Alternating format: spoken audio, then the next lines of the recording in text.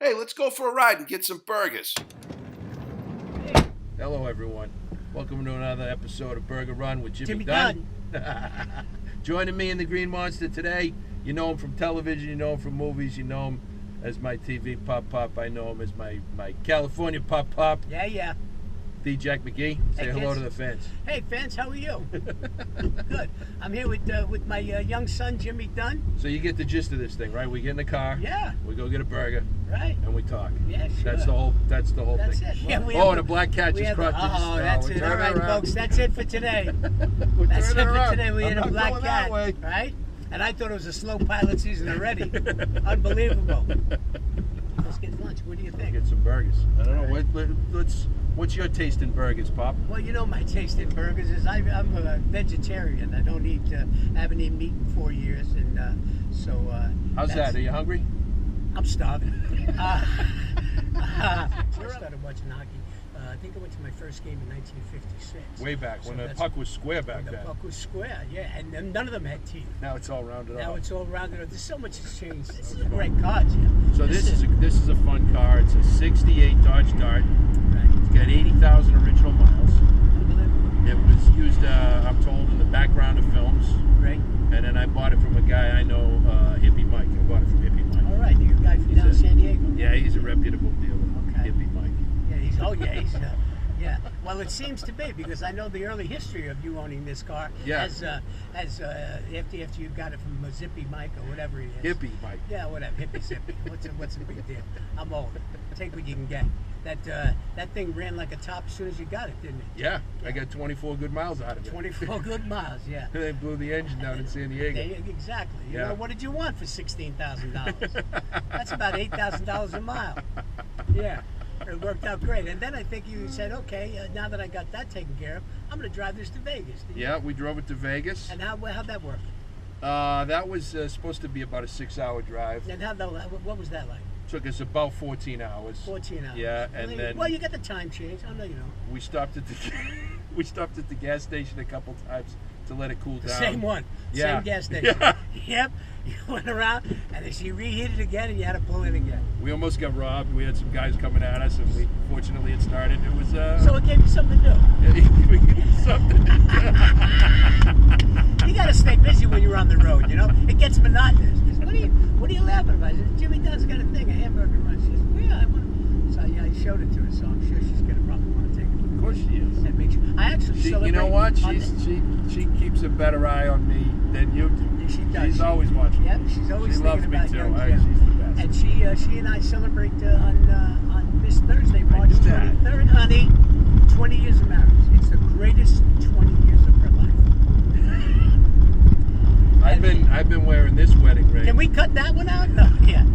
Since January 12th, 2009. What time? I don't know, but that wasn't when I got married.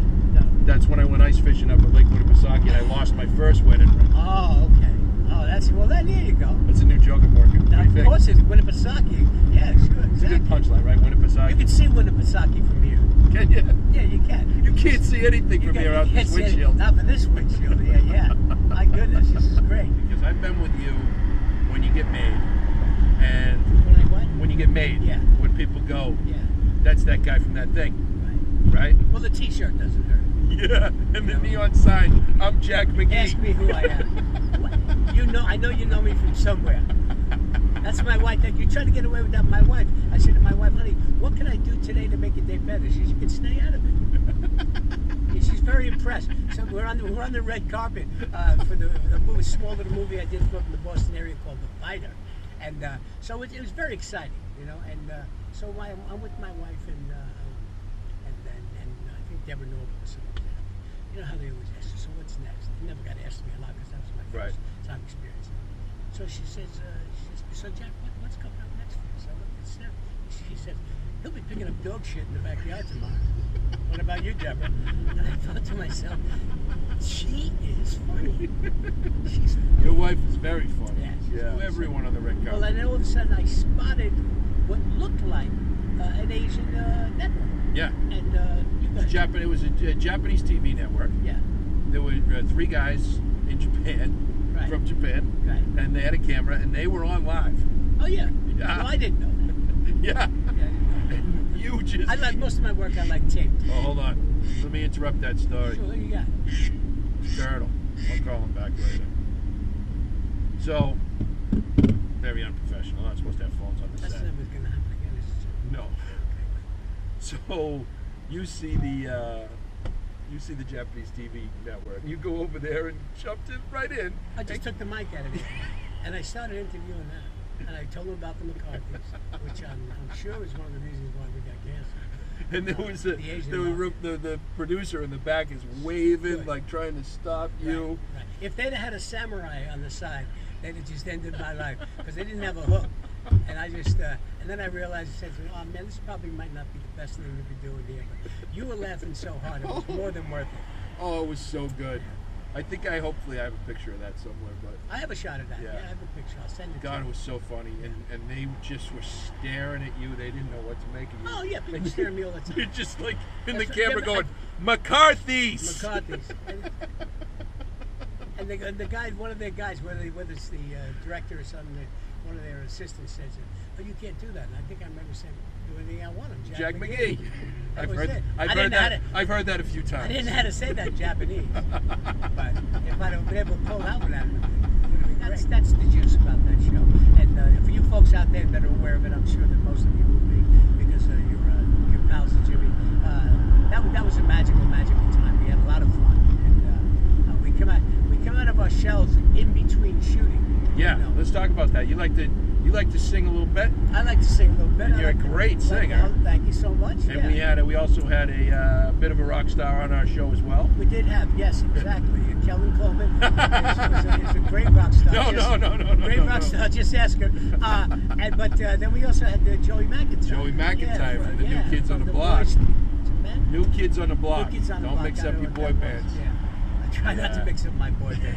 But Joe- yeah, Joey would, he'd always have, it must have cost him half the salary to have all those women come every single week to see a taping. And then after a week or two, they started bringing cutouts of his face. Yeah. I remember saying, what about us? And Yeah. next thing you know, they had cutouts of all our us, faces. yeah. And Jimmy would, Joey would get up and do a little number from, And then you would. New Kids on They the were Block. they were the They had the blockheads. mic off. They were so supportive of our They show. were great. Yeah. And still are. They still are, yeah. When you, A lot of them come to the comedy shows, which is great. Right. I've met a lot of them, and they. and there'll probably be some there on March 28th at Vitello's. At Vitello's, that's Studio right. City. I like the 8 way you get o'clock that. start. Look at you get that plug in there. I'm in the business. Any other dates you want to plug? Coming up? I'll be at the Kowloon in Saugus.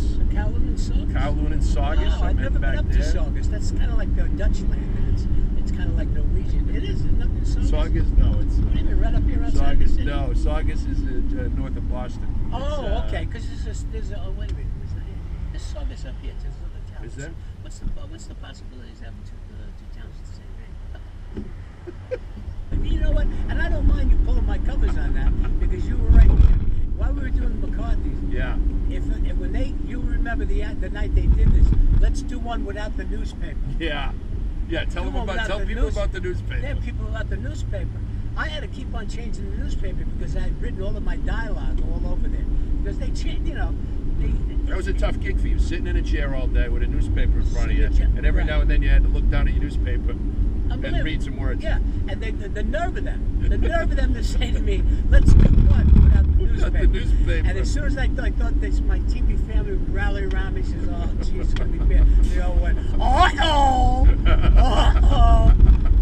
Let's Well, you nailed it. Oh, yeah, it's You over. nailed it. Yeah. With more people than ever is the Seinfeld episode. It was the episode, I think it's called Holy Cow.